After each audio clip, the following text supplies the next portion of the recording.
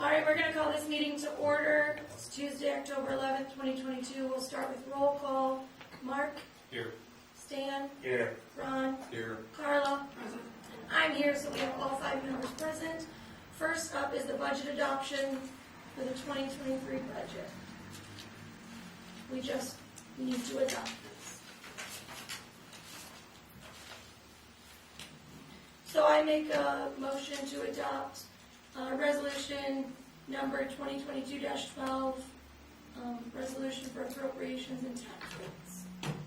Second. There's been a motion made by myself and seconded by Ron to adopt this. Is there any comments? Okay, how do you vote, Mark? Yes. Stan? Yes. Ron? Yes. Carla? Yes. And I vote yes, so it's adopted. Is there any public comment? Okay. Don't leave without signing this. In fact, I'm going to pass it around right now. Hold on. When you sign it, you also have to check that you voted yes. So check this and sign it. If you don't check it, then it's not official. Okay, good. Okay, call the Dayton Utility Service Board to order. We took a roll call, everybody's here. Alicia's not here, so we'll pass by that.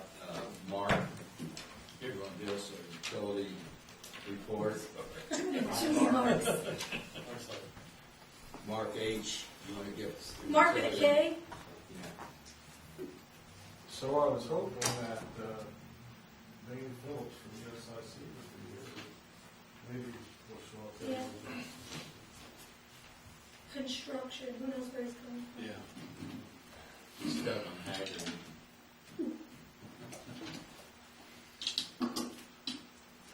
So the first item I have is underwater, the sanitary survey. So we discussed that at the last meeting. And I sent a written response back to IDM about what our plan is to address their concerns. So now we're at the point of where we need to decide about purchasing the sampling stations. So just to refresh your memory, they want to have better representation of the district water distribution system, so we want different sampling points throughout the town. I gave you a price on the 4 sampling stations, but just to remind you, it is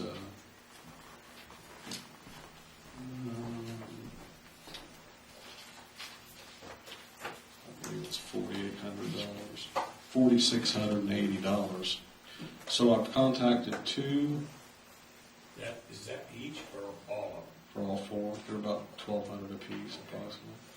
So I contacted 2 contractors to get a quote from them. Both of them are real busy at the end of the year like this. So the reason I tell you that is that our best case scenario would be installing them in the spring of 23. So is there a rush to purchase these sampling stations? Only in the sense that price increases, you know. So the decision is to go ahead and purchase the 4 sampling stations now for $4,680, or wait until springtime to purchase them. But I think that we've committed ourselves to this in response to IDM's request. And as I've mentioned before, you know, if we had more city parks or town facilities or whatever that we could go and sample from versus private residents, it would not be an issue that we need to have something that's town-owned to do the sampling at rather than a business or a resident. So that's the question. Do we want to go ahead and purchase these sampling stations, or do we want to wait till spring? So we need 4 stations in addition to the 2 places you already sampled? Well, we always will sample from the point of entry, which is where the water comes from. That's not considered part of the distribution system per se. Okay. Yeah. This the town hall is not considered a good site because we don't use that much water. Oh, yeah, that's right. We talked about this. These sampling stations will be tapped right into the main, so it will be pulling water directly out of the main into Okay, yeah, that's right. the sampling, yes. Do you know where you want to put these at, Mark? You know, I do not. I've been thinking on that. And I asked for some guidance from IBM, and they said, we don't have any recommendations for you. So, if you would you not want to put them in a place where it's, the water's deadheaded at? You know, and that's what I thought they would come back with, and they did not. So the idea would be putting them on a line that dead ends, like down on Delaware or back on Shady Lane would be, well, that would be representative of the very lowest use area and the very lowest chlorine residual. I don't know if that's really representative of the system as a whole. You know, I mean, there's two ways to look at that. So, but no, I've not made it that far to say, hey, this is where they need to go. Would this be something we'd reach out like to the engineer and say, is there a standard somewhere that people, where they put these, or do they have some guidance? Well, I did reach out to Lafayette Water, and they said, hey, when you get some of those and get them put in, let us know, because we might want to get some of those too.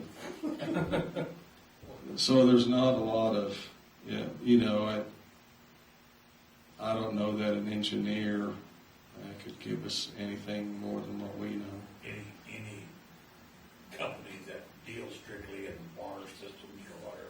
It's possible, and it doesn't hurt for me to pick up a phone or send an email, so I don't mind reaching out to others and say, hey, because the company that sells these, E.J. Prescott, he did say he sold some to, I don't know if it was Logansport or Delphi or something. I could reach out to them and say, hey, how did you? Determine where you Yeah, go. yeah. I just, Once they're placed, how permanent are they? They're- Can you yeah, you can remove them. Yeah, I'm sure you can. Is it be similar like a fire hydrant? Yeah, just a small version. It's almost like a yard hydrant, except it's a little bit different. It's like a deluxe And yard it's- hydrant. It's because the valve is down at the bottom, so it's protected from. Freezing in the winter time. Yeah. So you mow over it. No, oh no, no, it stands up in the air. It's like a green box, right? Yeah. So if we purchase them now, we could potentially save some money, but we wouldn't install them until spring because Yeah. there's nobody really available. Right. Well, we don't know that the price is going to go up. Exactly. And you know what? I'm not leaning either way. You know. The way things are going, prices tend to be going up right now. Is there a lead time on it?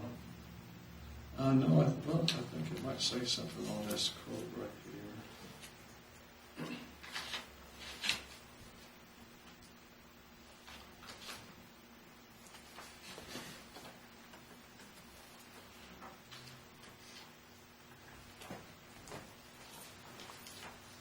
Nope, it does not say lead time on it. You said it was $4,680, Mark. Yes. I'm going to make a motion that we purchase these now, have them on hand. You know, I'm glad you said that. Now that I look at the price code, that was just for three of them. Three of them at $1,500 apiece is $4,500 plus sampling it's $180. So that's just for 3 stations. Well, you said that. So really, in all actuality, it would be $6,180 for $1,500 plus $180 for this hand pump. You use one hand pump for each. It's you take it with you. Yeah. So you want change? 6180. Yeah, I think I do need to. Not only that, but I think I should reach out to whoever these towns were that have these. Just ask them what challenges they had. You know, what would they do different? There are different companies. It's just like But I use E.J. Prescott Utility Supply because they're somewhat local vendors, you know what I mean? But I think actually we should table it at this time, and let me reach out to these towns and say, okay, where did you put them and why? Have you had them through the winter? Do a little more research. Yeah, have you had them through the winter time? And if you did, how did it do in the winter time? And I Although think they're frost-free, I mean, the state's okay with that one. they are. They, you know, what they just don't like is no response at all. You know, so they know we're going to move forward with it. And I mean, the same token, I can get back to them and say, hey, we had another discussion at the October meeting. We'll collect some more information before we decide on exactly what we're purchasing. And they're, you know, they just want to make sure it's in our conversation and we're moving forward. It's not like they said, hey, you've got to have these sampling stations in by December 1st or else the world's ending. So, yeah, I'm glad we had this discussion because I think I should, just to be sure, because it is an amount of money, you know. We'll figure out exactly what's best. Or you want to retract it?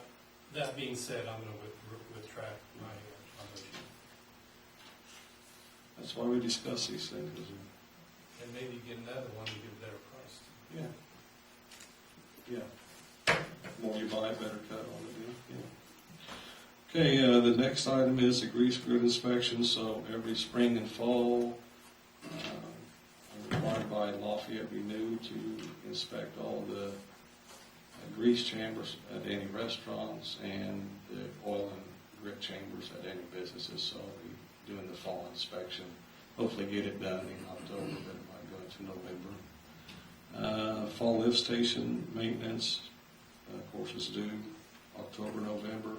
One thing that I did notice that in 2021, it was $1,500 per maintenance visit.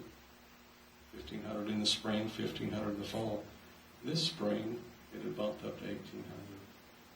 I think we discussed it very briefly, just wanted to make sure. It could have been 1,500 for years Had and it. years and years. I asked him about it. He said, well, his labor costs are going up. You know, he said, one, he's having trouble finding labor, and then he's going to have to pay a little bit more. So I'll try to get that scheduled, get him here as soon as possible. Just so you know, so it's for the 4 lift stations, Deerfield, the one at the school, one at the cemetery, and the one on Prairie Lane. Plus, we are responsible for maintenance on the lift station that is down at We Engineering. Okay, so those are we actually do have 5 that are maintained. This next item under streets, is that going to be something you're going to address, Jan, the payment voucher for CCMG? Or It's is on the that- names docket. Is that already taken care of then? So I guess, do you have any questions about that? This first bill, this is from Midwest Paving, it was for all of the concrete work. Okay, and that's the way we did it last year, concrete work, and then they'll send us a final bill once they get all the striping done. It was for approximately $125,000, and it was actually under what we had identified for concrete work, so we're in good standing there. It didn't come in 20,000 over, so. 2022 asset management plan. That is where each year, every other year, we have a Pager report done where our streets are all graded. On the year when they're not graded, all we do is update the list with any improvements we've made. So the only difference between this Pager report and the one we just had is that it has Wesleyan, Republican, Conjunction, and Dayton Road on it are now 9s or 10s. But the state requires you to do that to apply for funding the next year. So we had to get this done in order to apply for any CCMG funds in 2023, which the next call will be January, just a reminder. Okay, so signs, we've gotten a list, and you guys had approved about the snow routes, plus there were some no parking signs, and I think maybe a stop sign or 2. So Ron, now that we've kind of wrapped up the CCMG stuff, I'd like to go ahead and have those located. hopefully in October, we can get those signed and, get the post set. The snow routes, those were all going on existing posts, weren't they? Scott? Yeah, so I can take care of those. And I've got the signs already. But just be thinking, once I get the location done, we'll start setting these posts for the no parking and the stop signs. Stormwater. Homeowner at 516 Marquee let me know about a storm inlet in his backyard. So that is in that area where the town owns at the west end of Cliffy, where we have that long strip that we mow. There's a storm inlet back there where his backyard meets that strip. It's starting to wash around it. So, I went out there and met with him. It is starting to pull some dirt into it, so we need to do something with it. Maybe one of you could go out there and look at it with me sometime and come up with a game plan. So, I'd like to do it this fall, though. Okay, leaf pickup contract end date. So, we opened up the bids. And the contract was awarded to DC Lawn Care for $5,000. Okay, that's per year for a 2-year contract. So in 22 and 23. One, it needs signed. Just requires one signature.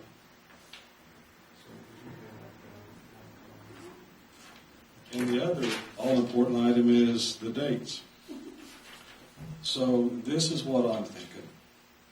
And these are just dates to throw out there, so you might want to have your calendar out if you have one. So we'd like to do this on Monday because people are doing the yard work over the weekends and got the leaf pile sitting out there. So I'm thinking Monday, October 24th, November 7th, November 21st, and December 5th. So that's every other Monday. Dave Cram was going to call you. He did. Okay. He did. Yeah, and that's why I said, this is what I'm thinking, but let me talk to the board. He texted me a few days last week. I'm talking about the last hour. Oh, okay. I think the first day, The 24th he wanted it the next day if possible. on a Tuesday. And he said, yeah. So, And that would be up to the, I don't care, but that's up to the council how you want to do it. So I just pick Mondays because, like I said, people do yard work over the weekends. So I guess the important thing, we need to determine these dates so you can post them on the town Yeah. website so people will know. Right. I think it's just a good time. And that's fine. It's going to be out If it's good with you guys, I mean, it's. Yeah. So first, before we get to that, what do you think of those dates? Just not Halloween. Yeah, I think those. Skip around the I mean, I know it's not like we're scheduling the election or something. We have to have something though so that people have a reference point. Is that, I don't have a tree, so I don't know. Is that like late enough to get all the leaves? I think so. And every year's different. I did have it a week before that. I was like, well, shoot, the leaves aren't going to be off the trees. Or at least not enough to, and Ron, you would know. This year they're going to be falling earlier because of the dry season. They're not going to hold on. Yeah, they're starting to come down pretty good. Are they? Okay, cool.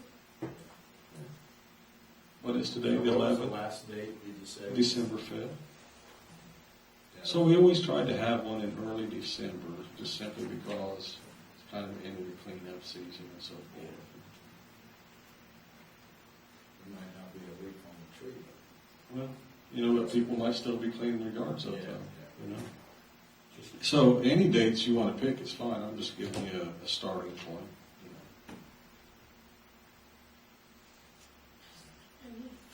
That sounds Sounds good to me. Okay. What was the start date?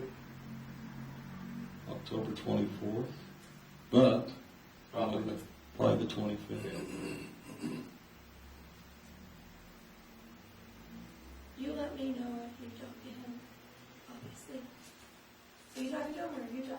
I mean, is that what we I told wanted? him to talk to you. Okay, You guys set up the dates and everything, and it should Okay. be okay with all the right, dates. yeah, I'll give him a call. Because you remember, he did the first 2 years, and he's got like it's here, but that should be. Sure. Okay. So, next is under other, so the surplus equipment down at the shop, that is the portable generator and the sewer cleaner. So we've discussed getting rid of these pieces of equipment. I can put them on the Alliance of Indiana, which is an organization where members of, I can put them on their website for free, for sale, if you just want me to put them on there. Ron had asked me about, well, what's fair price, and I've tried, and without putting any money into them, I can't get either one running, although I think they will run. They'll turn over, but they probably need carburetors cleaned and new batteries and everything else. But as they said, and I'm always one that if I'm going to sell something, I price it to sell. I think that if we put each one on the Alliance website and put $1,000 on each one, I think we'd sell them. Now, by the same token, I think that if we put $1,000 into each one, it'll work fine. Not that I'm saying you want to keep them, but I'm just, that's the truth. Somebody else could do it. I mean, they've been sitting there through 4 boards or 5 boards, Yeah. haven't been used at all, so. That one does have a tag on it, says it was tuned up and maintenance. Last time was in 2006. Scott wanted to say something. Can we add the wreaths to that ad, or Yeah. what you're talking about? For a small fee, we can do that. And those could be free. Just Free get- with purchase. We'll take a picture of Just them. decorate the Okay, generator you know, and the Yeah. sewer cleaner. Yeah, we can do that. Good. So the last item I have is this USIC, but I'm not seeing So it. do we want to Oh, yeah. put them on? Yeah, you want me to put them on there? Put them on for $1,000 each? Sure. Along with the, okay, that's, okay. We probably need a motion because we're selling something. Surplus equipment. I'm sure there's certain hoops you gotta go through to sell surplus equipment. I guess, so. Motion on that? Yeah. I make a motion that we list the website, is that Alliance of Indiana. Alliance, the surface equipment on Alliance of Indiana, generator and sewer cleaner for $1,000 each. Free Free advertising. Oh, free decorations, yes. Second. Okay, we have a motion by Stan to put it on the website and list them for, try to sell them for 2 items for $1,000 each, and then give the Christmas decorations free. A second by Carla, so we'll take a vote, but any public comments first? Cindy? I was just gonna say, whoever buys the pieces of equipment, they could get the Christmas decorations free. We can ask. Just in A time. little icing on top. No, don't ask them, just decorate the Yeah, stuff when they just- come pick it up. It's We're your all on Christmas the track. present. Scott will help load it. Package deal. Yeah. Definitely. Probably a lot more down there if you go. Okay, we'll take a vote. Mark, Yes. Stan, yes. Jen, Yes. Carla, Yes. and Ron. I vote yes, so we'll go ahead and sell those, try to sell them. Any questions about anything? Did you might want to stay. I was gonna say. You want- Before you go into that, I need that back. I don't remember if we had a motion for me to sign this, and I don't know if we need one, so I'm just gonna make a motion to allow me to sign this, estimate for DC Lawn Care for our, leaf cleanup for a 2-year agreement for $5,000. Second. We have a motion by Jen and a second by Carla to go ahead and sign this contract with DC Lawn Care for 2 years. We'll take a vote. Mark, Yes. Stan, Yes. Jen, Yes. Carla, Yes. and Ron votes yes, so it passes 5-0. Okay. Okay, next thing on the list is, Mark, you want to explain about hiring this part-time person to help you?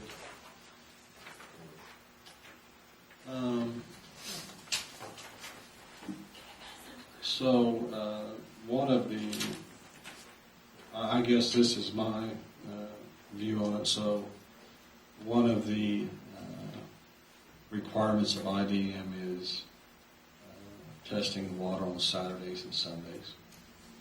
So this gentleman who's applied for this position, he knows that that's part of the description, so that would help fulfill that requirement to IDM. Second thing would be he would help me with plowing snow this winter. If it goes into next year, it would help me with mowing and some other tasks that need done. But I think that, and you don't know. I mean, he might enjoy the position, he might not. It might be something he's very interested in, you know. And no, I'm not getting any younger, so it would be great if we found someone who actually enjoyed this, especially someone from Dayton, you know, who has a vested interest here. So, sat down and met with him. Seems like a good fit in my mind, you know. I guess that's what I know. It's Eric Weiss is who it is. Lives right there, you know. So, That's right there. yeah. You know, one thing we've talked about over the last couple of years is somebody also to paint all these Yeah, curbs Yeah. around town along the highway.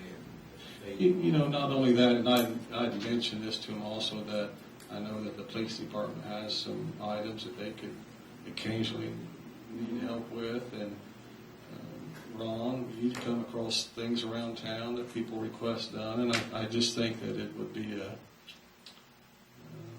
well, like painting the police station inside, we had one building that was pretty high, you know, and you have somebody like this that's can do all this Yeah. general stuff too. I got sprinkled, they were all very high. yeah. You know, so I think that one, he acted like he didn't mind the variety. Secondly, is that we're not looking for a dedicated this from this hour to this hour every day. We're flexible, and he likes that. As far as, hey, you know, this is what we need done this week or this month, and this is a list, and tell us what you need, and you know, that's a good thing for him and for us. You know, Yeah, seemed like he's trying to fix up his house, so that works good for him too.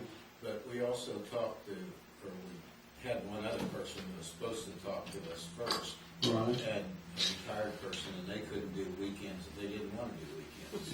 Yeah, I spoke to him. Find somebody on the weekend, to do snow plowing in the evenings. Yeah. Those are, a lot of people just don't want to do that. No.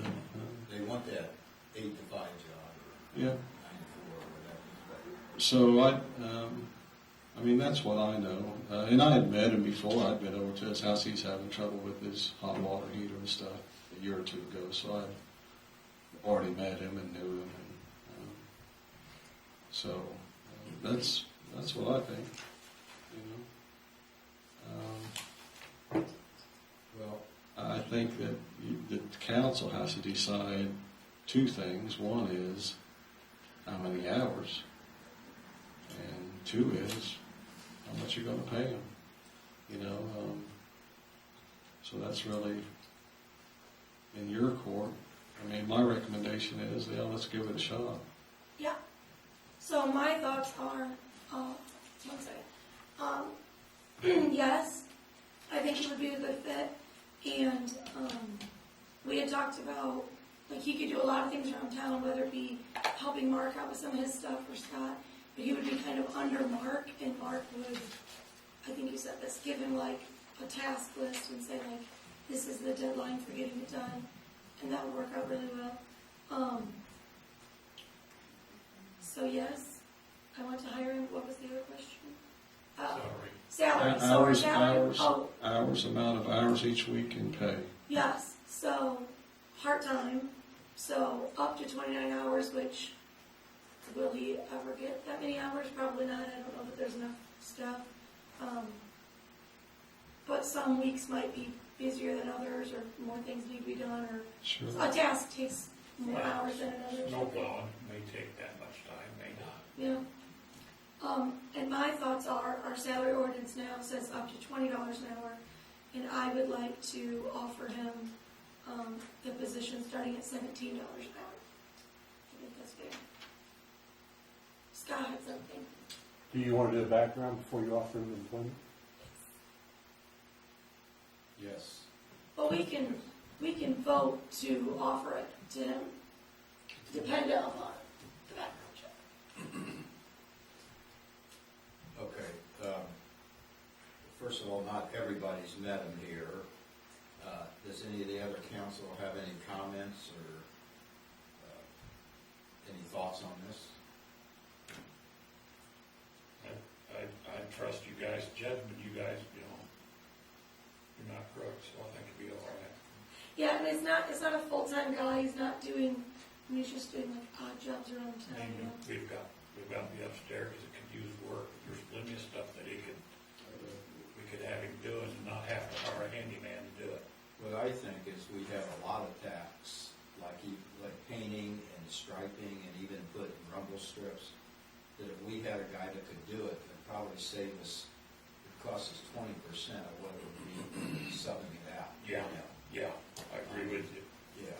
On a part-time basis, yes, I think it'd be a good deal. And it seems like this guy is that kind of person that could do a lot of that compared to somebody that's, you know, retired completely and 80 years old or something and stuff like that. So, What are you thinking hours-wise? I'm thinking part-time, less than 29. What? Carl, you got Same any thoughts? as you? Uh, All right, okay. oh, go ahead. You can. Yeah, okay, go ahead. I was just gonna make a motion to hire Eric Weiss Contingent upon for background check. $17 an hour, contingent upon him passing the background check. A second. Okay, we got a motion to hire a part-time person, what's his first name? Eric, yeah, Weiss, To the policy man. But that's all part of, Okay. for up to, for $17 an hour, up to $29. 29 hours part-time work for the town of Dayton. And we do a background, along with a background check, to be sure everything's okay. So, we have a motion, who seconded? I did. No, Stan, a motion by Jen and second by Stan. Do we have any public comments on it? Okay, hearing none, we'll take a vote. Mark? Yes. Stan? Yes. Jen? yes, Carla? Yeah. And Ron votes yes, so it's 5-0. We'll give them a try, so. Okay, anything else on that one? Okay, adjustment request. I can see this still now. We have 2 of them for, you should have a sheet for adjustments being thank you, approved. Mark. Yeah, thanks, Mark. For Lena Charles, 757 Shady Lane. It's got it calculated here for wastewater credit, for doing watering and stuff, and landscaping, and then Andrew Shireman, that was $239.28, and for Andrew Shireman, total credit $50.61. Does anybody have any questions? Is the second one also watering, or is this something else? Yes. The voice from over there said yes. The ghost. Okay, so we need a motion to approve these. I make a motion to approve the adjustments. Our utility clerk has given us this, okay? Okay. You So- mean the voice from over there? Yeah, the voice. Second. Okay, we have a motion to approve the adjustments that I just listed by Stan and a second by Carlos, so we'll take a vote, please. Mark? Yes. Stan? Yes. Jim? Yes. Carla? Yes. And Ron votes yes, so it passes 5-0. Okay, any public comments out there for the utility meeting? Don't all talk at once here. Okay, council comments? Anybody from No. council? Okay, I don't have any. I'll close this meeting and turn the vote to Jen for the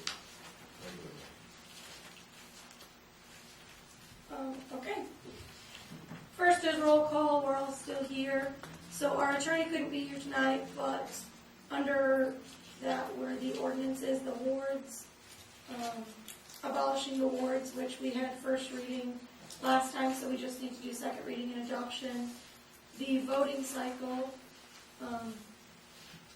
which we looked into to see if there's any other way to get us on the presidential election cycle, and there's not, but we can still go ahead and do this, and it'll at least get us onto the, Midterms. thank you, she's reading my mind. The solicitation ordinance, we don't have in the, setting up a fund for, a TIF, we don't have. So the first thing is the abolishing wards.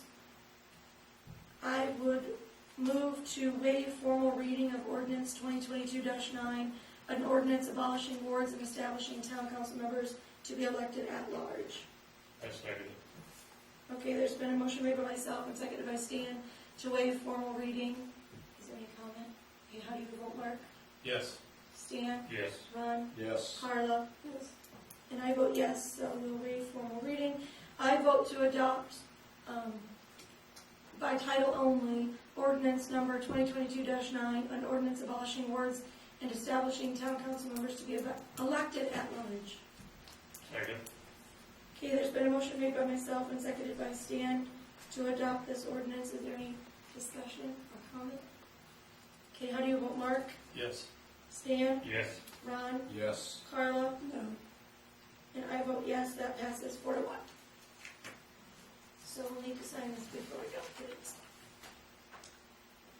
Next is the voting cycle. We had this one last time, but then Alicia had said that she found out that we couldn't match it up. So we'll just need to go through and adopt this as is, if that's what we'd like to do, which I think it's smart to go ahead and change it to get us at least somewhere where there's going to be a higher voter turnout than what we have now. When do you want to do that? Like, when would the next election take place, or what do you mean?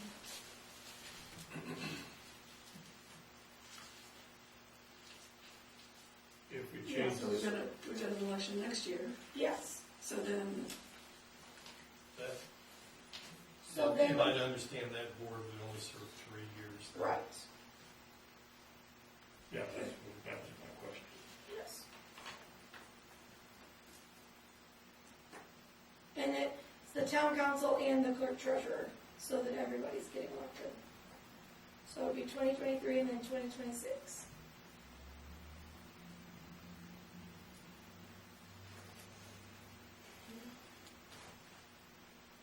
All right, Maybe get a little more participation hopefully. in elections. So I would move to waive formal reading, first reading of ordinance number 2022-13, an ordinance establishing elections for town offices shall be held in even-numbered years. second. There's been a motion made by myself and seconded by Carla to waive formal reading. Is there any discussion? Okay, how do you vote, Mark? Yes. Stan? Yes. Ron? Yes. Carla? Yes. And I vote yes, so we'll waive formal reading And then I move to adopt on first reading ordinance number 2022-13, an ordinance establishing elections for town offices shall be held in even-numbered years. Second. Okay, there's been a motion made by myself and seconded by Carla to adopt on first reading.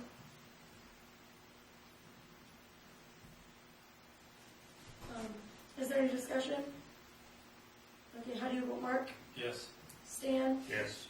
Ron? Yes. Carla? Yes. And I vote yes. So that passes 5-0. So then, I'm going to do this wrong. So now I would move, if we want to do this in one night, we need to waive the formalities to For second reading. adopt on the same night that it's introduced. I move that we adopt this ordinance in the same meeting that it was introduced. Yeah, second, pretty much favor. Second. And if we did it wrong, we're just gonna redo it next month so that it's correct. There's a motion made by myself and seconded by Carla to waive the formalities for second reading. Is there any discussion? Does anybody know what they're talking about besides me? No? Okay, no. How do you vote, Mark? Yes. Stan? Yes. Ron? Yes. Carla? Yes. And I vote yes, so that passes 5-0. And then I would move to adopt ordinance number 2022-13, an ordinance establishing elections for town offices shall be held in even-numbered years. Second. There's been a motion made by myself and seconded by Carla to adopt this ordinance. Is there any discussion? Okay, how do you vote, Mark? Yes. Stan? Yes. Ron? Yes. Carla? Yes. And I vote yes, so hopefully it's adopted. If not, we'll do it again next month. Okay. Solicitors, we don't have that in the fund for TIF, so, It's just tape, right? yeah. We'll bring those up next time. All right, the allowance docket. I move to approve and accept the allowance docket dated 9/1/2022 to 9/30/2022. Second. There's been a motion made by myself and seconded by Stan to approve and adopt this allowance docket. Is there any discussion? How do you vote, Mark? Yes. Stan? Yes. Ron? Yes. Carla? Yes. And I vote yes, that's approved 5-0. Next is the claims docket, which this includes that Midwest paving that Mark was talking about. I move to approve the October 11th, 2022 claims docket in the amount of $233,528.98. Second. There's been a motion made by myself and seconded by Stan to approve this claims docket. Is there any discussion? How do you vote, Mark? Yes. Stan? Yes. Ron? Yes. Carla? Yes. And I vote yes, so it's approved 5-0. Okay, the August reports, we don't have the bank rec back, so that is going to be waiting until next month. Minutes. I move to approve the following minutes. September 12th, 2022 budget hearing, September 12th, 2022 utility board, and September 12th, 2022 town council. Second. There's been a motion made by myself and seconded by Carla to approve all these minutes. Is there any discussion? How do you vote, Mark? Yes. Stan? Yes. Ron? Yes. Carla? Yes. And I vote yes, so those are approved 5-0. Under clerk treasurer office, I don't know if Ron has anything, but I just want to give everybody a heads up that we're going to need to do an additional appropriation next month. So if you remember last year, Midwest paving, there was a problem with the sidewalk and it needed to be redone. So we didn't pay them because the work wasn't complete. We didn't pay them last year. So Michelle should have had that money, because we have the money set aside, right? We have the money to do it. But we didn't pay it last year. Should have been encumbered so that we could pay it this year without it coming out of this year's money. Hopefully that makes sense. She didn't do that. So we had to pay Midwest Paving earlier this year because they completed the work. But because she didn't encumber that money, she spent $60,000 of our this year CCMG grant money. So in order to pay for this year's stuff, we just are going to need to do an additional appropriation. And then every time you turn around, there's something else to fix. So there were some Keystone Fund corrections which have been taken care of, which are just like, I don't know if you call them clerical errors, but a lot of oversight. So we're working through it. Did you have anything for Just that there's always, every day there's something to fix, that the last clerk treasurer didn't do the job at all. Absolutely nothing, so we're trying to fix it. It's Alright. gonna take time. Marshall Taylor? Well, you're up.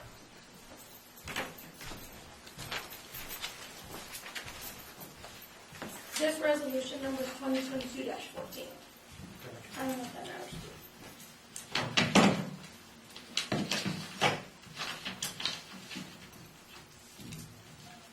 2022-14. Yep.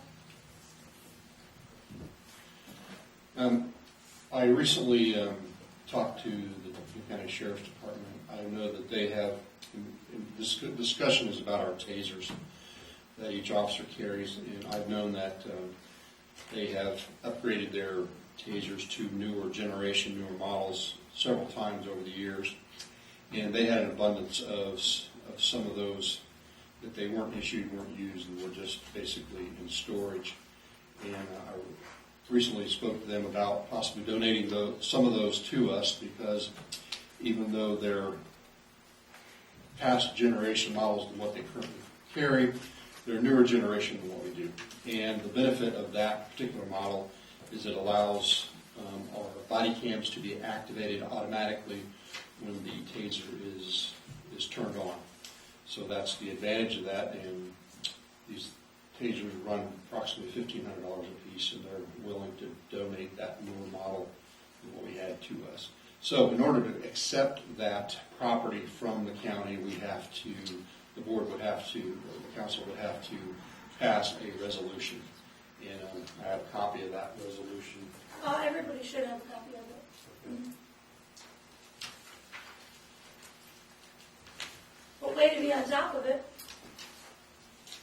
It basically just states that you will accept that, and there's a hold harmless agreement. We would assume liability for that equipment, and it would be ourselves. In addition to us having to pass a resolution, the county has to do the same thing. So once we accept it, then this same type of resolution will go before the commissioners to accept or allow them to donate them to us. This says for exchange of cash or whatever was agreed upon. Then we have the agreement that it is donated. Such a transfer. Such transfer shall be no charge to the town of Dayton. It's right underneath Yeah. where it No, was. sorry, my apologies, I didn't see that.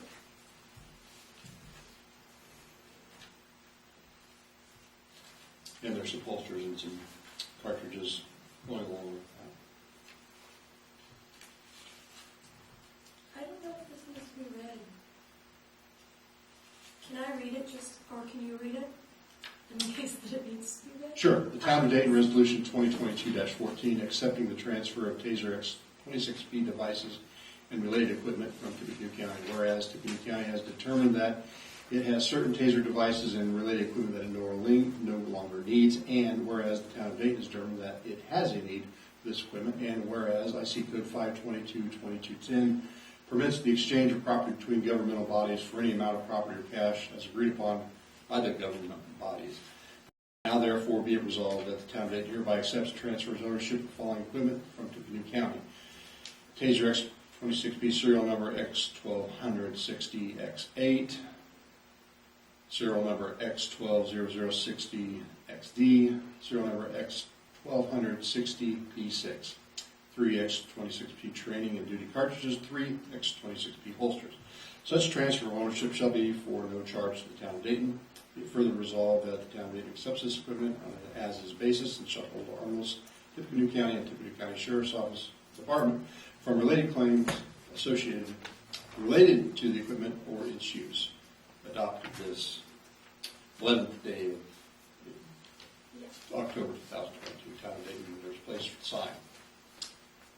And Alicia has looked this over and approved it. She said, yeah, that's great, you just have to approve it and accept it. So I would make a motion to approve and accept Town of Dayton Resolution 2022-14, accepting the transfer of Taser X 26P devices and related equipment from Tippecanoe County.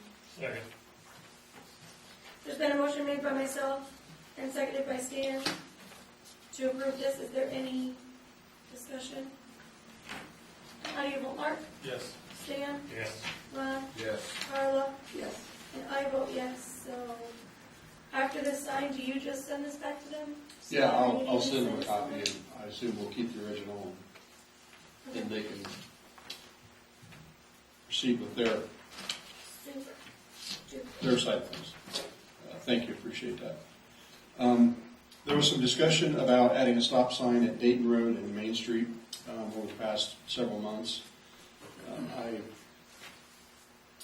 am in support of that and asked the council to add that to our traffic ordinance, primarily based upon this is now a bus stop, and we have kids milling around there and a lot of foot traffic for children twice a day. And it seems to be, obviously with construction, we have an increased amount of traffic on Dayton Road, which hopefully will diminish once the highway project is done, but I still think it would be a good sign, a good safety measure for Dayton residents and our kids. So, how we would proceed is you would have our attorney add that to our ordinance, and then you would get that ordinance and obviously voted on that at a future meeting. I have a copy of the ordinance where we added a lot of stop signs back in 2018. If acceptable to you, I can give that to her as a draft to pattern of the new ordinance after, and email her that information and ask her to prepare it for you to review and vote on in a future meeting. Yes, please. Anyone else? Any discussion about, anybody question the need for it there, or? It's a good idea.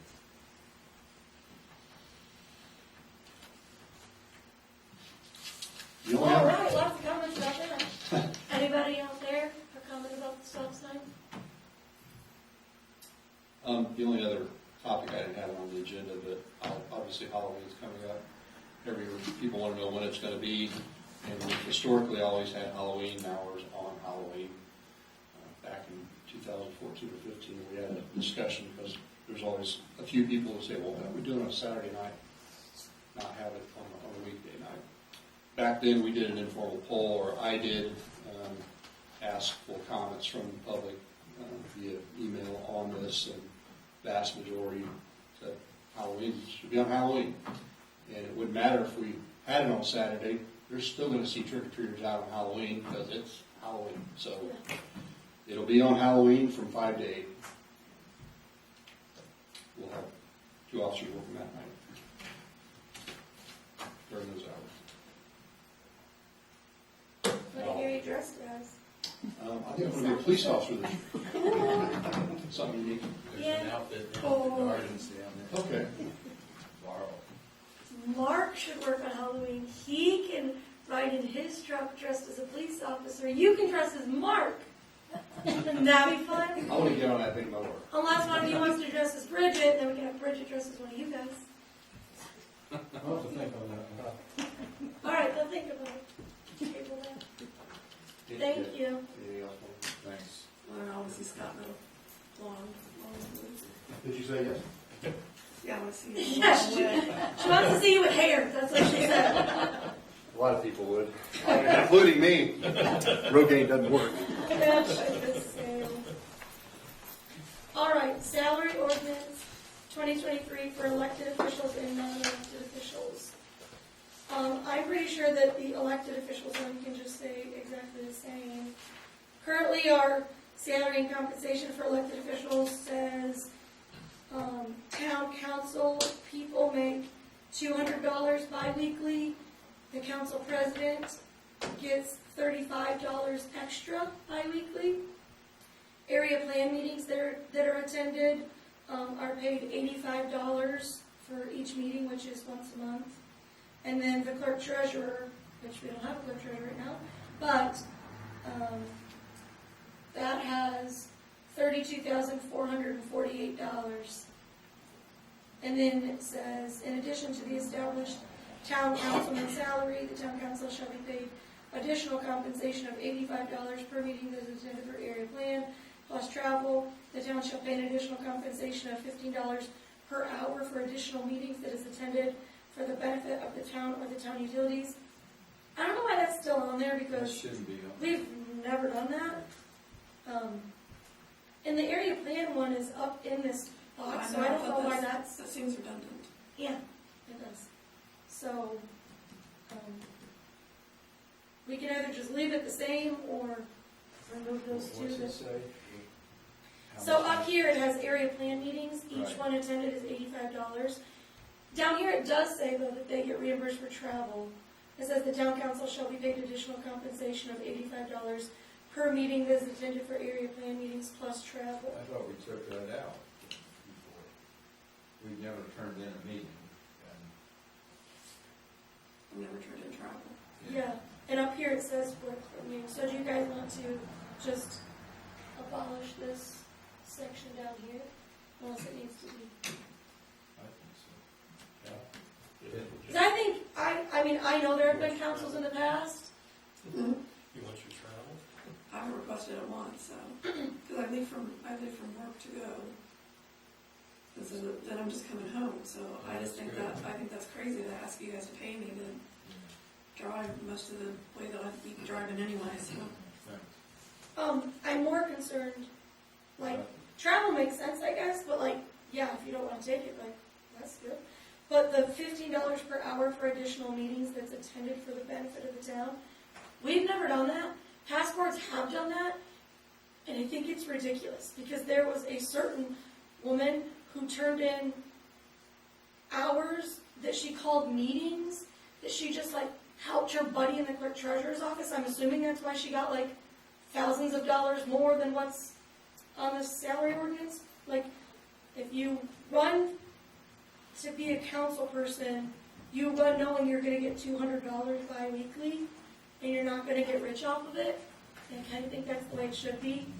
Well, so everybody knows, we had a council in the past that for 4 years, they turned in gobs, when I was a clerk, they turned in gobs of extra meetings, and they charged the town $18,500 to $21,500 a year for those extra meetings.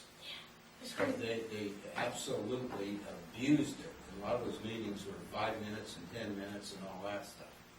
I mean, and that's why I thought we took that out when we got on here, because nobody, you're right, we're the council. Yeah, if you're on here to make money, you're on here for the wrong reason. Yeah. And then, one council woman there gouging the system there. So. I don't know how they turned in snow plowing. Did they count that as meetings? That's totally off topic, but Well, actually, all of them turned in snow plowing. but They just, how? you know, How do just- they get paid? They work. Anyway, so are we deleting this Yes. number 1 and 2 from the bottom? Do we need a motion to do that, or just, Well, we have to ask Alicia to draw it up, so we just kind of have to decide what we want it to Yeah, say. let's delete it. I think, Let's delete it. Mark, what do you think? I think we can leave it. Okay. So we'll just, but keep everything the same money-wise. Yeah, Do we want to add a 0 for the council president? Right now it's a $35. And two. Do you want to add a couple zeros to that for the council president? after the That's decimal, just right after the decimal. okay, yeah, that's not happening. It's worth a shot. hey, we got. All right. Oh, I'm sorry. Yes, public comment. Can you state your name and address for the record? And stuff? Cindy Marsh, 749 Shady Lane. And I didn't say anything before the meeting to anybody because I was sure I would be told not to say what I'm about to say. But I think the president's stipend at $35 is grossly underpaid. And I do know that it's true that there's a difference in presidents. There are some presidents who do nothing. And yet there are presidents like Jen who gives above and beyond And so $35, I was wondering if, couldn't we just tweak that up just a little bit to at least, $50? I know, Jen, I know, I knew you'd tell me not You to. should notice that. Miss. But, I mean, it's not much, it's another $15 every 2 weeks. Ron suggested 36. That's fine. We make it I think she did. 36. Scott? I've got a comment, and I'm here 40 hours a week, so I know who's worked this town hall, who isn't. And I wholeheartedly second what Cindy has brought up. Particularly Ron and Jen, you guys spend an enormous amount of time up here. And I know, Ron, you're semi-retired, as you call it, but there's a lot of work. But you're still spending a lot of hours up here. And Jen has a full load family and an educator on top of that. So I get what you're saying, comparing to past councils, but you've got to be putting 20 or 30 hours a week up here into helping, especially without a clerk, keeping this place rolling. So I don't think anybody in the town had any common sense would say you should be up here for free, especially when you're taking time away from your family. You should be compensated for that. And I think it should be a lot more than what Cindy's proposed. What that amount should be, up to you guys, but I think that someone needs to step up and make it fair for her. Thanks, guys. I agree. I'll tell you what, I'll make a motion to raise court treasurer's extra to $100 for 2 weeks. What? Because she's worth it. I I know don't know what what she you did. said. She did a lot of it. Okay, well, be serious. And that's a motion, you know, First of all, you called me our treasurer, and then you're not, well, I know you're the president. I agree with the marshal of the market. And I know I drive by here, that's Jen's car sitting in the parking lot, 10 o'clock at night. Well, that's after my kids go to bed. That's the mom's time to get stuff done. Well, how about do it until I can get a full-time clerk and stuff? You don't have to do that stuff. Well, it's in the salary ordinance, we can modify the salary ordinance at any time, so. Because, you know, like Cindy said, some of the past presidents haven't done one thing. The one before me was okay. We're not sure about that one. I honestly, I mean, I don't do it for the money. I do it because I love this town, so I don't need an increase. You deserve an increase. Yes. So this is 35 bi-weekly Yes, currently? yes. Shovel. I do that, I so didn't- you can I didn't hear what your motion was. increase her extra, instead of 35 bi-weekly, it's 100 bi-weekly. I'd second that. And then you can afford some Twinkies for your kids. Chocolate cookies? All right. There's been a motion made by Stan and seconded by Carla to increase the council president bi-weekly stipend from $35 to $100. Is there any discussion? Yes, I'd like to say again that this is unnecessary, and when I said add a zero, I wasn't like fishing for more money, I was just being goofy. So, okay. I'll take a vote. Mark, how do you vote? I'm gonna vote yes. Stan? Yes. Ron? Yes. Carla? Yes. And I'm gonna abstain from voting because that's awkward. So it passes. So we'll have Alicia get rid of the stuff on the bottom and increase the council president stipend from $35 to $100. All right, anything else for the elected officials? It's a pretty short one. Okay. Actually, I do. brought up about me, I'm gonna make it awkward for Ron. So, the council president gets a stipend, and the area plan person gets a stipend, but the utility president, who does lots of things, doesn't get any stipend. I don't know why that was originally done. Maybe somebody can enlighten me, but maybe we can split the stipend. Instead of having 100 for the council president, it could be equal, I don't. 50-50. No, I don't want anything extra. I don't either, but it got forced upon me. Well, that's okay, but you don't force it upon me, so. No, I'm fine. Well, it doesn't make sense that the utility president is fine. Okay. Salary and compensation for non-elected employees for 2023. So this has our town marshal, our chief deputy marshal, our deputy marshals, our school traffic guard, our IDEX coordinator, and then it has our clothing allowance. So, and last year, we did stipends for the utility superintendent and the town marshal. Instead of increasing their salary, which I think I like that.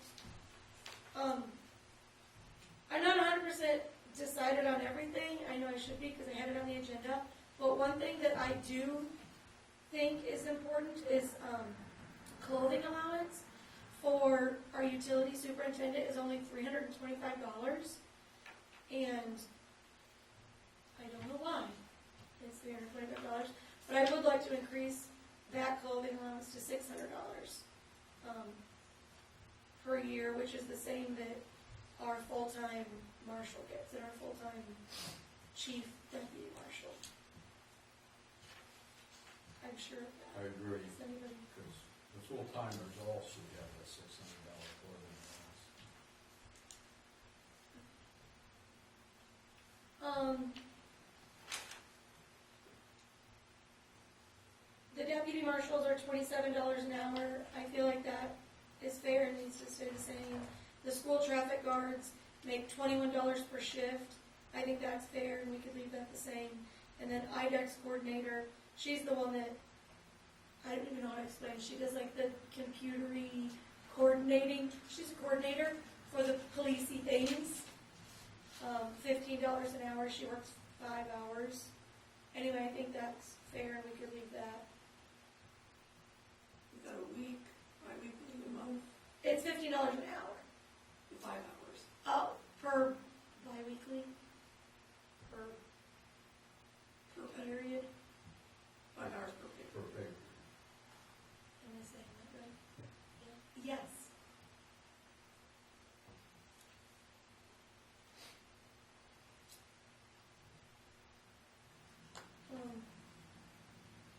We have our laborers up to $20 an hour, which I like having a range on there. The utility superintendent is at $54,590.12.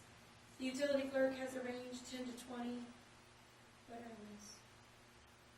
The town marshal is $60,477.27.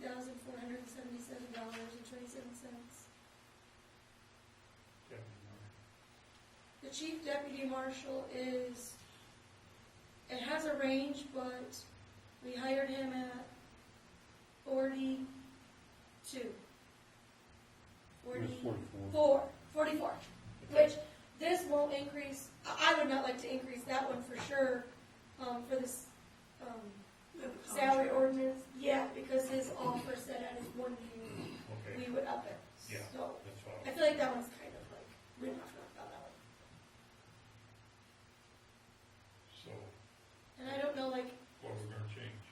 so pretty much, we don't, the things that have ranges, like our utility clerk has a range from 10 to 20, so unless we were going to bridge it above 20, we don't really need to talk about that right now.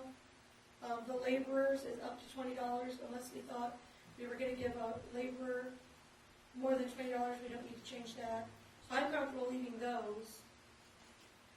Pretty much, we would need to decide on our town marshal and our utility superintendent. So, Mark and Scott. I was talking to Ron, I don't know that he's got a fully formed opinion, so if there's others of us that don't have a fully formed opinion, we can wait to make changes until next time. You talk about the stipend. I'm just talking about this The elected base pay. employees, Well, I think we need to do Ordinance. stipends, I do like, like we did last year.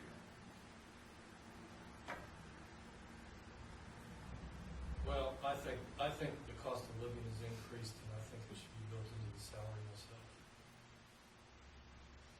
for both of them. Yes.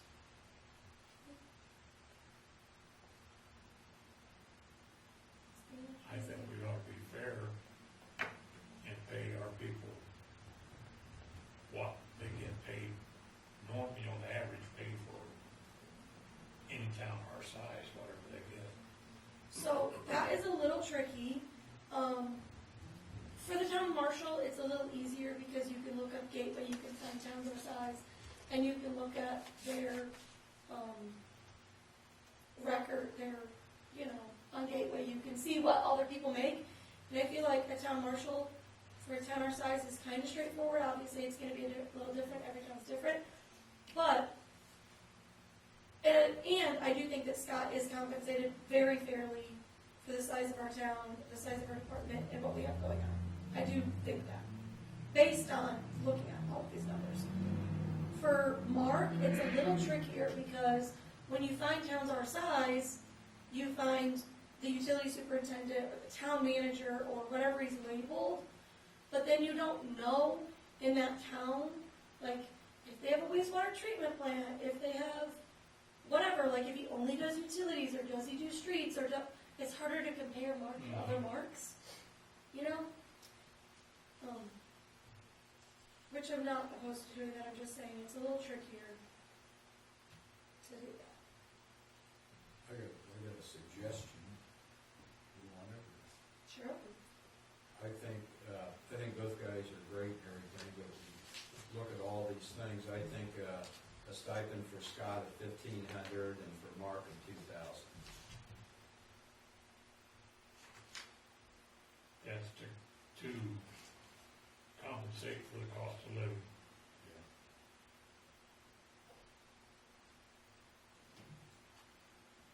That's just taking a lot of things into consideration.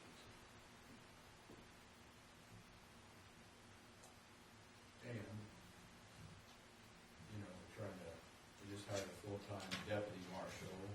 We're trying to hire a part-time person, maybe turn into a full-time person for Mark. Those are some expenses too. We're looking at, new truck for Mark, a new car for Scott. I know some people don't look at it, but we got a lot of expenses coming up too. We're trying to get them help wherever we can. Mark, you look like you were really something.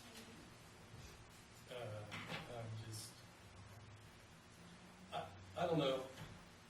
I guess I'd kind of like to know,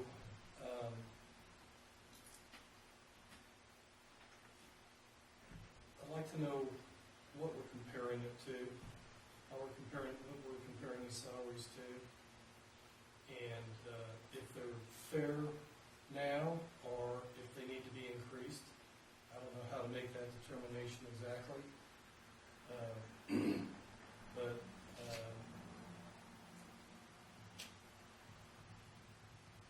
So, I don't really like the idea of stipends because, I don't know, it's just seemed, I've never had to deal with that in my life, and it just seems like things stay the same, and things have not stayed the same.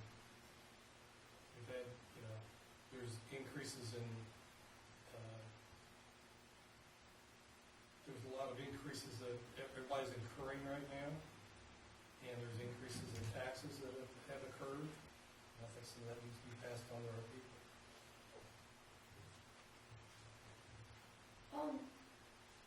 So my reasoning that I like the stipends, especially for Marshall Taylor, this is nothing against the job he does, because obviously he does a great job. But he is $60,477.27,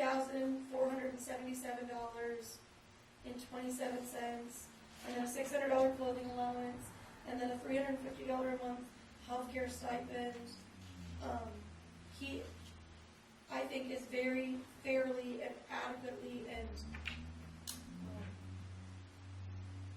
I don't want to say overpaid because we have a great marshal, but if you take $60,000 and you add so much on top of it, whatever percent, and then the next year you add on top of that, and then the next year it just adds up so quickly, and then before you know it, he's a young guy, and before you know it, we have a town marshal in a town of 1,600 people that's going to be making $80,000, you know? So that's why I love this stipend and that. Does that make sense? No, okay. Does that make sense to anyone? No? Okay. Makes sense to me. I think there more flexibility that way.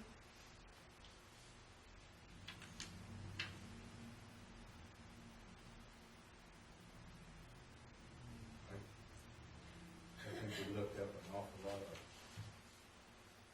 marshals and stuff, and for the towns our size, and, you know, and there's some towns that are 10 times our size that get paid the same, or 5,000 or 6,000 more too, and they're 10 times our size.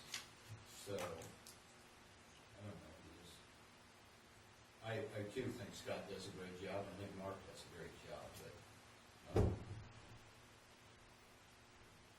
you know, you also get a lot of people that talk to you on the side and in the town and everything, and you gotta just keep everything fair, but, and sort of compare it to other towns, and so just go with everything, but I don't know. Do we I want, agree with what Jim said, though, you keep adding it on that base, and pretty soon that base gets so far up there, and then, you just do these percentages on a salary, and before you know it, just goes up by leaps and bounds and stuff, so. And that's the problem with the percentage, is the higher the base, the bigger the percentage. And then it just gets out, like you said, it gets out of hand. Do we want to table it to next month, give everybody a chance to think about it? I think we should. okay.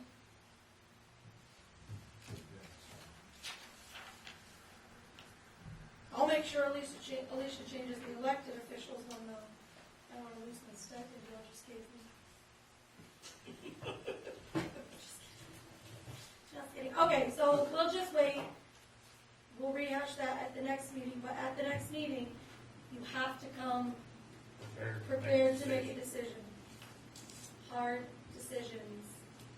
Which, by the way, this is a very hard decision because if it was up to me, and this town just had so much money, Mark and Scott, they could just have it all. I mean, We could split all the money we freely. have been elected here to look after the town of money. I know, it's just And hard. that's what we have to do. Yeah. Oh, Yeah, we're not, remember, some police departments and some places too, they're driving better trucks or buying worse trucks. We buy all kind of equipment all the time, and try to keep things updated, so, you know, it's just, all this costs a lot of money, you gotta look at everything. I should mention this. Ryan Moore Cook Triplet and Albertson LLP, Alicia, sent us their proposal for their 2023 agreement for legal services as town council. It's a lot, but if you read through it and compared it to last year, everything's pretty much staying the same. There's a quarterly fee of $2,500, which covers 2.5 hours of meeting per month, and then I think 8 hours of legal work per quarter. 7.5. That that's 7.5 hours of meetings per quarter. But I mean just like legal work. outside In work. office work. So, there was a $5 per hour increase to the meeting rate, and a $10 per hour increase to the legal work rate. So it's now, instead of $190 per hour, it's $200 per hour, and then meetings, instead of being $95 per hour, they'll be $100 per hour. Say that again, please. The increases. The meeting rate right now is $95 per hour, and it's increasing to $100 per hour. And the legal work rate is right now $190 per hour, and it's increasing to $200 per hour. So our cost right now through the end of September for Alicia is $16,182.40. We have budgeted in here I'm sorry, can you give that over, please? $16,182.40. In our salary ordinance currently, it says, in addition to the above salaries established above, the amount of $25,000 shall be appropriated in the town budget for the town attorney's annual salary. I feel comfortable that we could leave it at that and we won't go over it. Or we could change that and just put all of this in there, but I feel like we could probably just leave that one line in there and we would be fine. I agree. Just leave it. Just leave it for now. We can always change it later. Yeah, we can change it later if we need to, if something crazy happens and we go above 25,000. Yeah. What do you think, Matt? So we really haven't been getting close to that number? Or are we close to that number? So we pay quarterly. This is a 5% increase from that. That's what they're asking. Okay, math guy. But she also doesn't charge travel, as our other lawyers always charge and stuff, And and throws in a lot of free they was advice. actually already at the 200 mark before we hired her. We actually got a better deal hired. Oh, yeah, than we for had sure. before. I have no problem with her or this, but it is a 5% increase. I just wanted to point that out. Yeah, I mean, that's, but we did.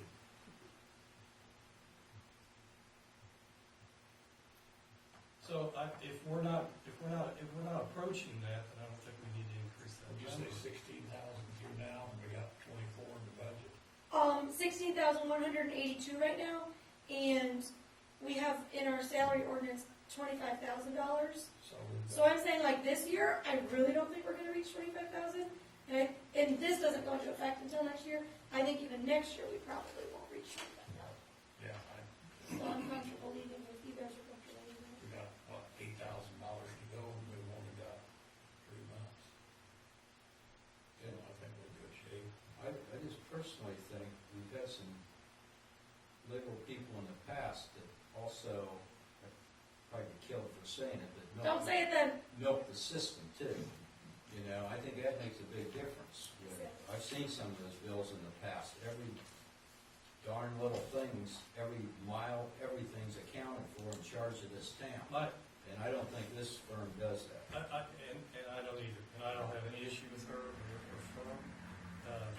I just was thinking that if this is increased 5%, do we need to increase that 5%? Right. That's what my point Well, was. but I wanted the public to know that too, that we don't see a lot of the stuff behind the scenes, and we've been taken advantage of a lot in the past. So is everybody comfortable leaving that as it is? Yes. Okay. Are you comfortable with it, Mark? We can always change it if we need to. Okay. Are there any public comments about this? Non-elected officials? Salary ordinance? Cindy Marsh? Cindy Marsh, 749 Shady Lane. And as a resident, I want to get a couple 2 cents in, maybe. I agree some with Mark that we are incurring a lot of expenses this year. We all are. it's a global inflation. I mean, it's around the world. We've got it easy compared to some places, but there's no denying it. Groceries, gas, everything is higher now.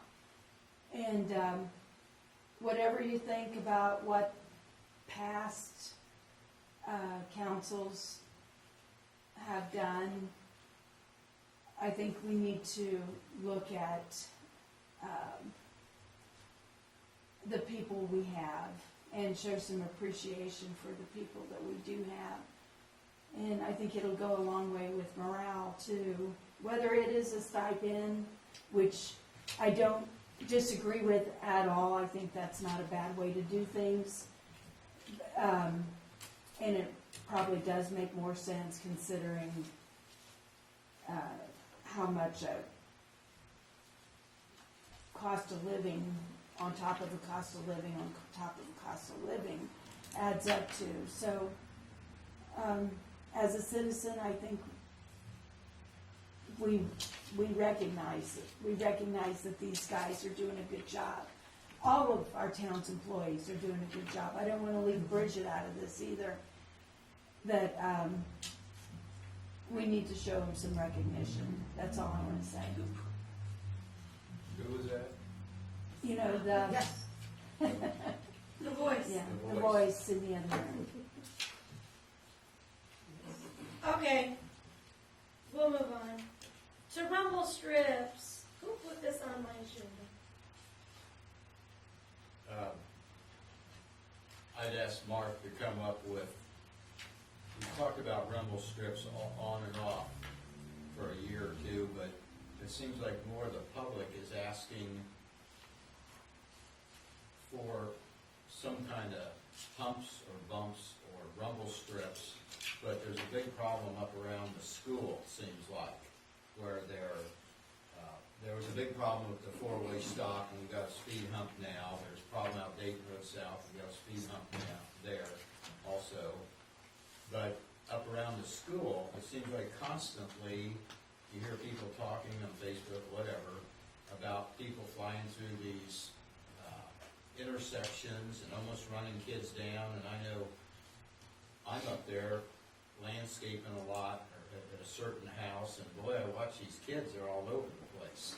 I mean, they just catty corner, they walk through the intersection and everything. But I would think we ought to sort of, in the future, maybe try to put rumble strips at, like, at least around the intersections by the school.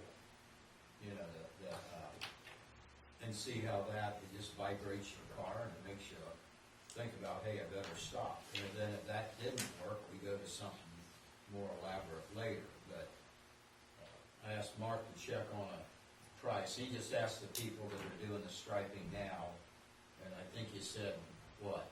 $800. $800, and that's for One 12 lane, foot. One lane, 4 rumble strips, one lane. Yeah. I think that's expensive. I think you buy the material and lay it down, like they do out on the state highway. You run over it in 1 hour, so here to the road. I think I would like to try to find that product and maybe do a couple ourselves, because for $800, I think we could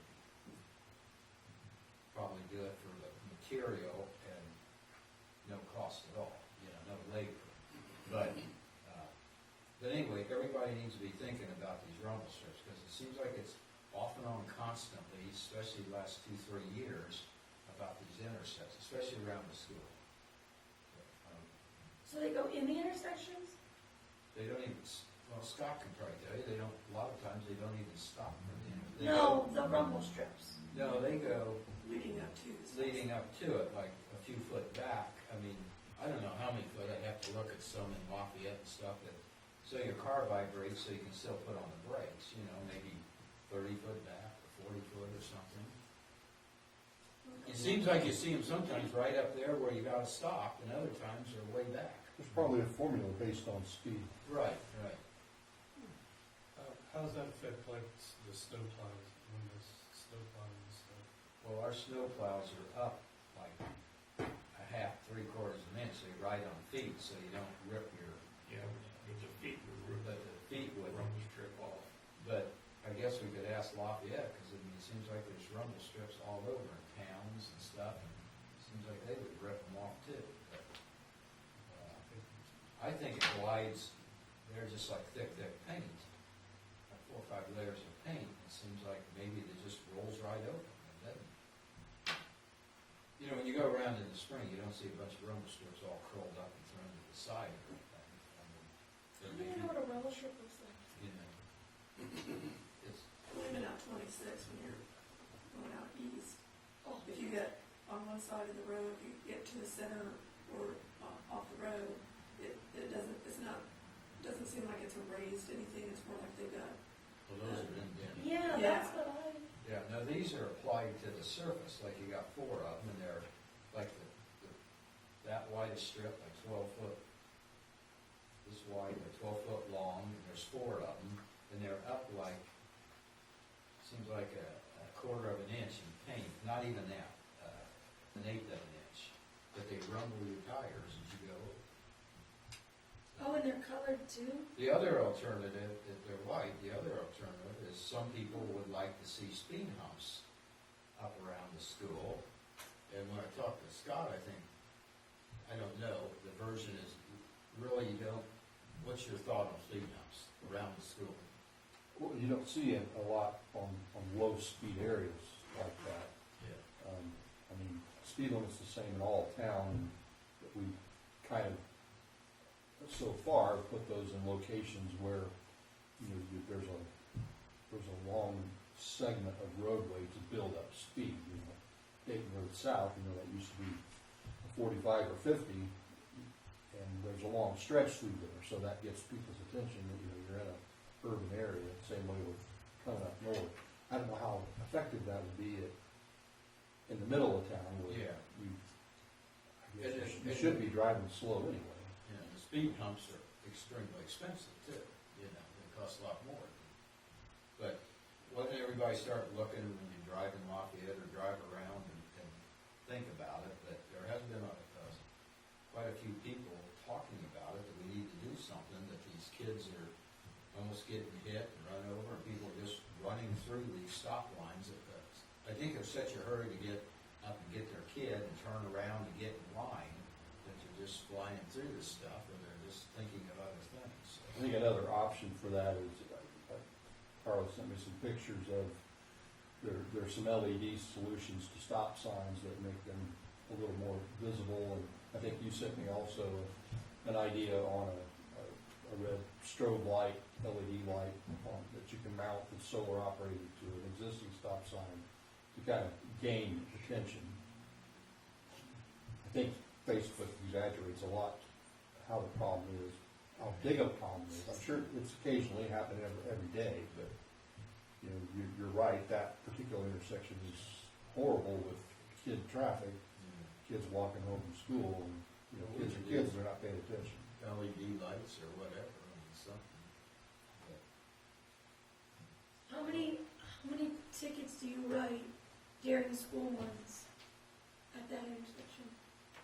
I'm sorry, what you said? How many tickets do you write, like, just a ballpark, during school months at that bad intersection? At that intersection? or any of the, around the school. around the school. I mean, I stopped 2 cars this morning, but that wasn't at that intersection, these were parking issues.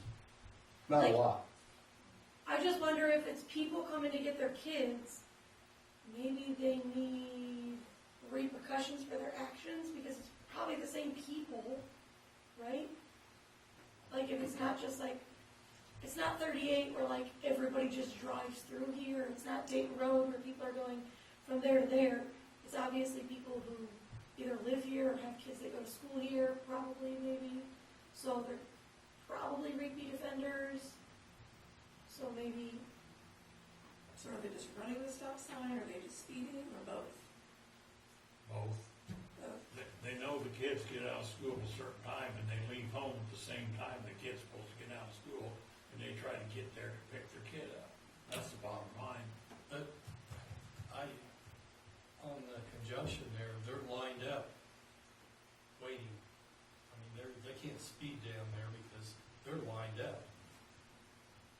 There's no way to When go. they're coming north, They go down, turn around. Yeah, that's right. Yeah, that's, they speed going down conjunction, so they get two cars in front of another car. Usually they come over Washington Street from Yeah. my house. Yeah.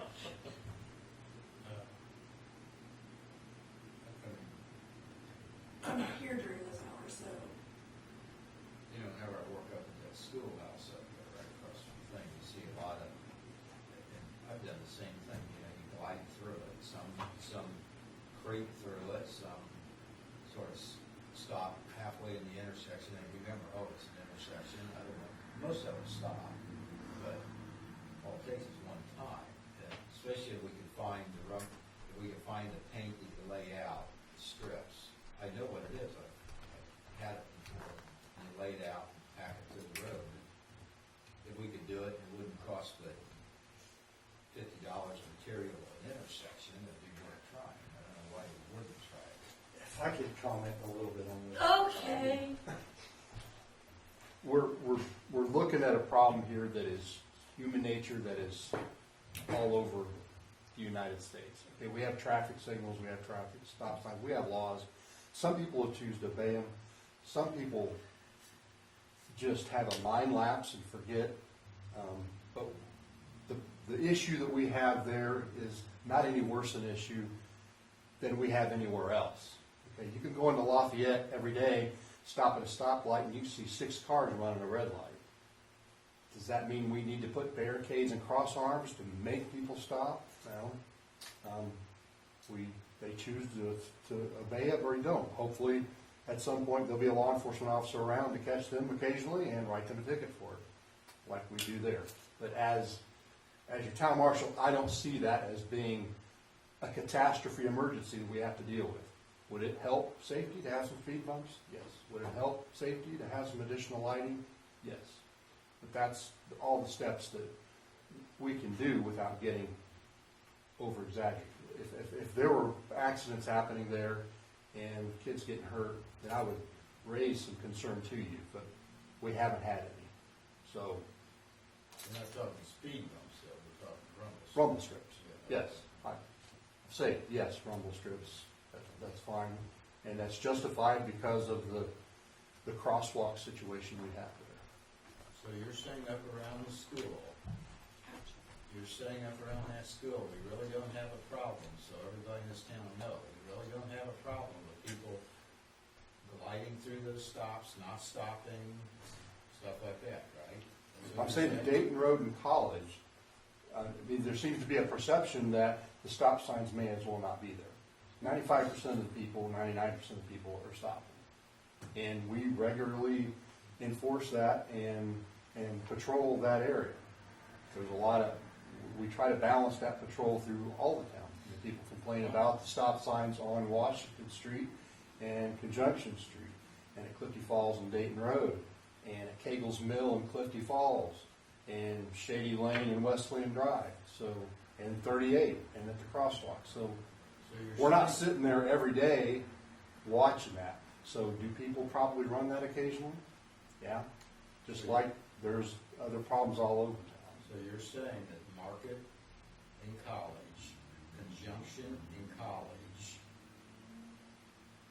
those intersections there that are right close to the school, there's no more problem with people not stopping or anything than anywhere else in town, or there's not any more worry because the kids are all running around.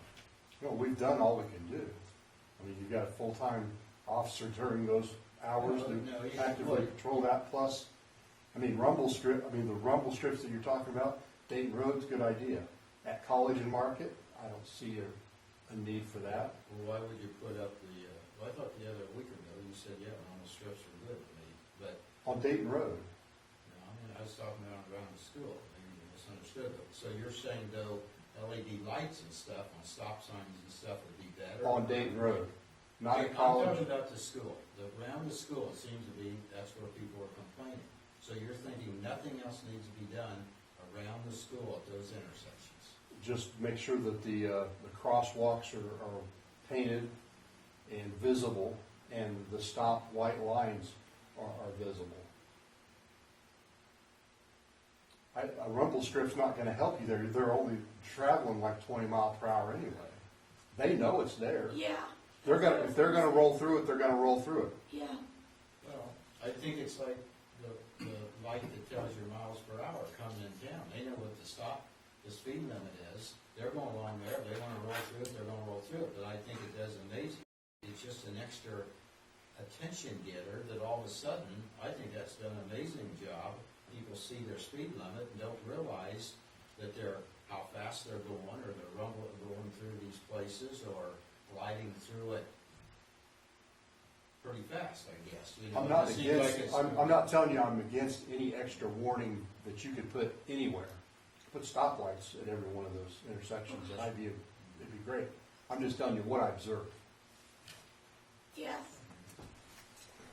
It's been my experience when I've dropped off and picked up for a friend of mine here in town at school, that they have people out there. Don't they still do that? They have their own people out there at the intersection of College and Conjunction, right?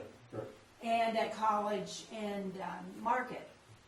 They And- block off College Street. Yeah, and then- Between Conjunction and Market Street. Yeah, and reroute it. It's totally and blocked off. traffic is rerouted so that it's only one way there. So during the peak periods at least, I think that the school is handling it. I'm not saying people don't still ignore the stop signs and roll right through, but there's people out there monitoring the situation and watching the kids.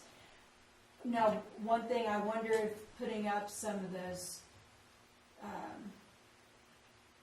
school zone or Those cones, things.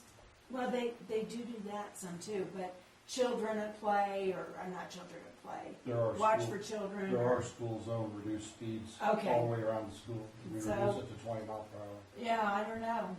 Maybe there is nothing you can do. Well, I thought everybody, when they're heading north on Conjunction and they're going down, seems like everybody said, you included, said when they go down there to turn around and come this way, they're flying down there to, like a bat out of hell, so they can turn around and get back in line, you know? Yes.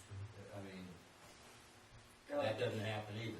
No, the traffic pattern is taking into Conjunction or Washington Street to go all the way down, turn on Meadow, and make the circle come down. They're not supposed to go. I stood up there when I'm working there, and I watched them go down and turn do 3-point turns and turn into people's Right, driveways. occasionally that happens, yes. Well, it's more than occasionally, but yeah. But they're flying, once they go through that College Street on Conjunction, it seems like they roar down there pretty darn fast to that end. Once they start getting in line in Conjunction becomes a one-way street. Because half the street is taken up with cars waiting to pick their kids up. Yes. So speeding is not a possibility. Well, it is a possibility, but it's, it's a death wish if that's what you Right. want to do, right? Right. Go ahead, Sue. At Tecumseh and Angelia, it's only one way. They use these highway cones, and somebody goes out, I don't know when, and sets up about 6 of them, and so it's a one-way path. They feed you right where they want you. And it's just one way, down and around a loop, and you wait your turn and pick up your kid and go on. And you can't go very fast because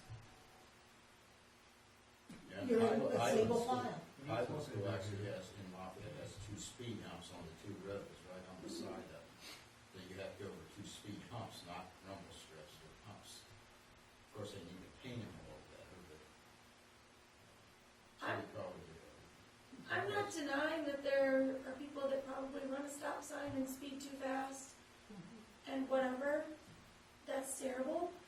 But also when you're saying like, all these people are complaining, all these people are saying it, like, are they saying it to Marshall Saylor? Are the police officers noticing this? Is it the school people that are contacting us and saying, this is happening? Or was it that once in a time? Or is it just somebody wanting to complain to Ron Kohler and Ron wanting to make everything better for everybody? Well, I've And fix seen, everybody's problem? I've seen Because people on I feel Facebook like that if it's the second part where you just want to make everybody happy, maybe, Well, I just think it's like out here on Dayton Road, and you you stand, guys I, speak after Carl. no, sorry. No, it's okay, go ahead, I was asking a question. I'd like to hear what you have to say, Clay. All I was gonna say was, I've seen people on Facebook also complain about it around the school. It seems like it's a wider swath around the school as opposed to right at the school. But I also sometimes wonder if it's not one time, one of those out of the ordinary times where it happened to be somebody was speeding and it was their kid and they got terrified and so they got on Facebook and they're terrified for how often it happened because it happened that one time. So sometimes I think you have to take what's said on Facebook with a grain of salt. Not that it doesn't happen, not that it doesn't happen maybe more often than maybe the marshal might think, but maybe less often than we might feel that it happens. And so, again, it's human nature, people are gonna do it. How much can we get into their life and control what they do in this town? There's gotta be a limit somewhere. Yes, Security cameras. Can we just put a security camera on the stop sign, on the corner, and once people know they're being recorded, maybe they'll pay more attention to the stop sign. I think in order to do that, I think you gotta jump through a lot of hoops. Because then what do you do with the footage? You don't watch people do it. I guess you You're can gonna check it issue- if you have a complaint. And would that be right? Maybe it's a stupid idea. Well, you know they do You it mean on like stoplights where they take your Yeah. license number and you can get a ticket if Well, you right, but I think that's Yeah. a lot, That's an a automated lot to system. go through. Yeah, okay. It seems like that if there's 100 cars going down there to pick their kid up, and the 101th car runs the stop sign, then we get complaints. If there's 100 cars that stop, it's fine. But that one car that runs the stop sign, then, so, we're not gonna stop that one car. It's gonna Right, happen because- every day. Every day, somebody's gonna run that stop sign, because they're running late. And everybody's gonna see it because there's so many people there, like, Yes. doing nothing but watching it maybe. But the sad part is doing something is a good thing. Not doing something is a good thing. Not doing either of those things can also be beneficial, and there's no good answer here. It's problems. My mom lives off of Greenbush, and they've got the speed bump between the park and where I have to turn Pine Lane, where she lives at. The big speed. The big speed bump. Yeah. Yeah. That is a speed bump. But inevitably, I'll be out there waiting to try and get out. And somebody comes flying down Greenbush, you know, speed bumps there, Wham. and they'll wham their car. You go out here on Dayton Road, where the speed bump we put in last year, and you look at either side of it, there's gouges in the road where somebody's went across it so fast they've bottomed out and gouged the road already. Right. So, But the key is the one on Greenbush and Dayton Road, is how many people, when I look out there, and I'm out there every single day, 90% of the brake lights come on. Yeah, you're right, 10% don't come on, they just go over, but 90% come on. When you come in town, how many people are always following somebody coming in town? The minute they see that you're speeding, their lights come on, 90%, 10% don't. It's just one more thing to help. But maybe, let's just look at it a little more, and if there's complaints, I'll get the name of the people complaining, and we'll deal with it then, and see, try to track a little more complaints. I just thought it was an easy something to do, that would, even if it didn't help for a year, and help one time, like on 38, we put that blinking stop guy. We used to not have that. Somebody got hit at the post office. Some kid there think that only one time in all those years they got hit, but they got hit. You know, so, but we can look at it, that's okay. You know what would be really good? Just bringing it up, but I guess. We have these little whatever problems. If everybody that complains about the people that run the stop signs instead go to the county and complain about YDOT and whatever, maybe enough noise for the county would make them do something about an actual very dangerous place. Because fair point. We can't do anything about it, and I wish we could. I'd be totally on board with doing something there. A lot of blame for that. Okay. Okay. Okay. Public comment. Anybody? Council comment. Wait. Oh, I'm so sorry. You did not raise your hand fast enough. I just wanted to thank you guys with what you're doing for the town elections. Because, let me get my figures up here. Number one, you did away with the wards, you made all the seats at large, and you let everybody vote for all 5 of council members. And we're moving it to midterm year, which is the best we can do, and get it away from the municipal year, which has dreadful turnout everywhere. I mean, it's not just Dayton, it's everywhere. But I just wanted to give you some numbers real quick. In 2019, Dayton had 865 registered voters. This was the year that the elections were finagled with, so we could only vote for 3 of the 5 council seats. But at that, we had 302 voters, or 35% of the registered voters in town that actually voted in that election. So the 3 council seats, I don't even remember, but I don't know that any of the 3 council seats even got 100 votes. So it's just, what you've done is you've added some integrity to our elections, in my opinion. In 2015, we had a 25% voter turnout. So we had 229 people voting that year, and back to 2011, we only had 156 voters vote, or 19% turnout. That's what municipal elections get you. So I hope what you're doing makes a difference and people will actually get out and vote. But if they don't, it's on them. It's not on anything the council has done, because you've made the elections more open and more accessible and gave them more integrity than we've ever had before. So thank you for what you're doing for the elections. That's all. Yes, thank you. Think. Anyone else? Okay, council comments. Mark? I just want to say that you will need to be thinking about who you're going to put on the redevelopment commission for next year. So you guys need to appointing people in December, I suppose, at the December meeting. Yes. Is that it? Yes. Stan? Carla? No?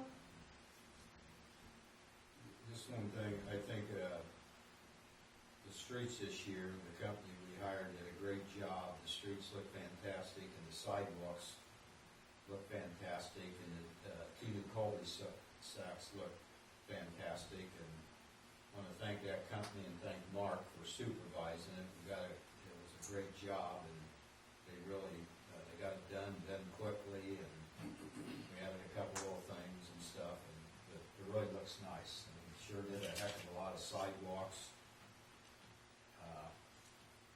Even though some people weren't complaining on the sidewalks, we still did a lot of them. The satisfying, they look great. So anyway, thanks, Mark. That's all. Was that it? Yeah. Okay.